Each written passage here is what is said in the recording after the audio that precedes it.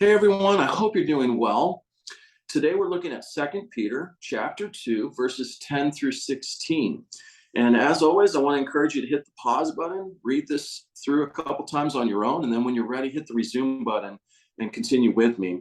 But today, Peter continues his argument from the previous passage. There, he was arguing that there are going to be people who come into God's church, people who infiltrate God's church. They're not sheep, they're goats. They're even wolves, and they are going to attempt to twist God's truth and lead people astray. And so in this next passage, he is focusing on them. He is going to use a lot of descriptive language to explain who these people are, to put the church on warning, to look out for these types of people. He's going to use simile, he's going to use metaphor, allusion, even some symbolism, and I'm going to point those out to you as we go along.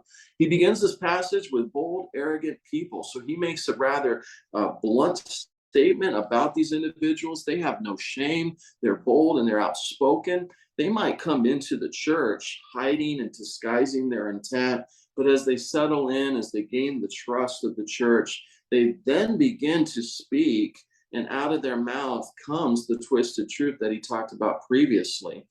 And that just becomes bolder and bolder. And there's an arrogance and pride to them that's not centered on the glory of Christ, but upon their own desire for glory. Peter takes us right to that issue when he says they are not afraid to slander the glorious ones.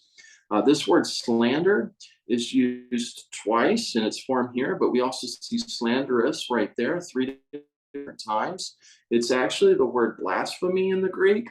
And so what he's saying they are not afraid to blaspheme the glorious ones.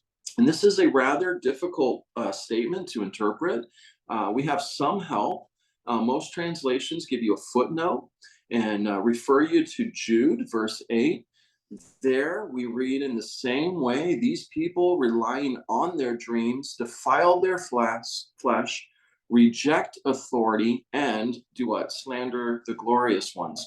So Peter takes this directly from Jude, or Jude takes it directly from Peter. We're not sure, but they're both saying the same thing. And I believe what they're getting at is that these individuals are so interested in the earthly realm. That's all they can see because they lack the spiritual insight. They're so focused here, they end up slandering God himself, and in that heavenly realm that God's working behind the scenes all the time, that their arrogance prevents them from giving glory to the Lord above. They are trying to do all this stuff here on the earth, and in the process, steal the glory from the Lord himself. He contrasts that to the angels' behavior. However, angels who are greater in might and power do not bring a slanderous charge against them before the Lord. These people are bold and arrogant. In contrast, that word, however, in contrast, the angels wouldn't even think about doing such a thing. They know better. But these people, we have a simile here, like irrational animals. He's comparing these people to animals, creatures of instinct, born to be caught and destroyed. What do? They slander what they do not understand. And in their destruction, they too will be destroyed. So these people who are nothing more than animals, they're going to end up being destroyed even as they try to wake destruction upon God's church. In verse 13, they will be paid back with harm for the harm they have done. The Lord will judge this. We saw this reiterated in the previous passage. They consider a pleasure to carouse in broad daylight.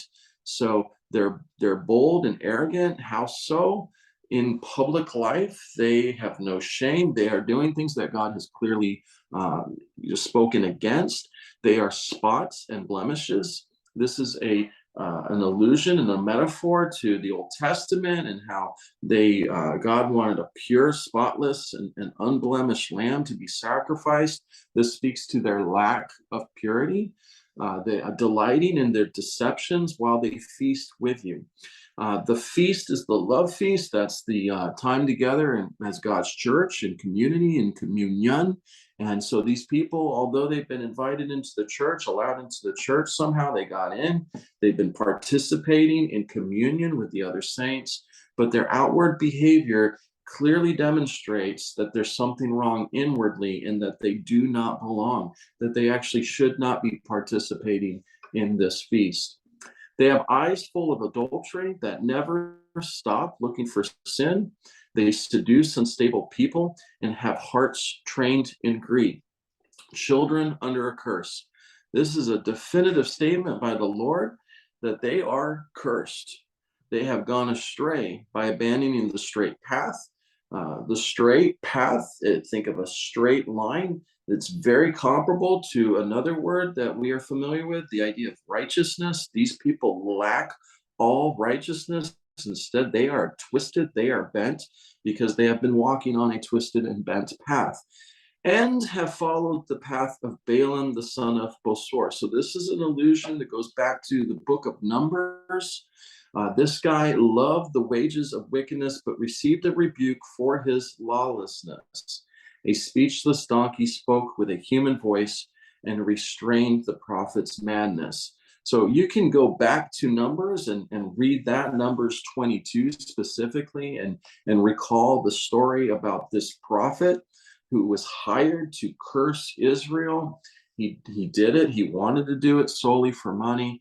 He was corrected, though, through the mouth of a jackass. And so this is an allusion, and it's another pronouncement and description upon these immoral men who are seeking to destroy God's church from within. What does this mean for us? This means that this is God's word. It's true. We can count on it happening. So we all need to be on guard. We need to be aware. We need to be warned. There is a place for judgment and assessment. We need to be looking for fruit in our membership. We need to be willing to call these people out if they, in fact, have found a place in God's church. The Lord would have us to call them out and rebuke them, because here he has already pronounced judgment on them. All right, guys, this one is a tough one. Like the rest of Peter, we'll continue next week. I hope you'll join me then. I hope you have a fabulous and wonderful week. God bless. We'll see you then. Bye.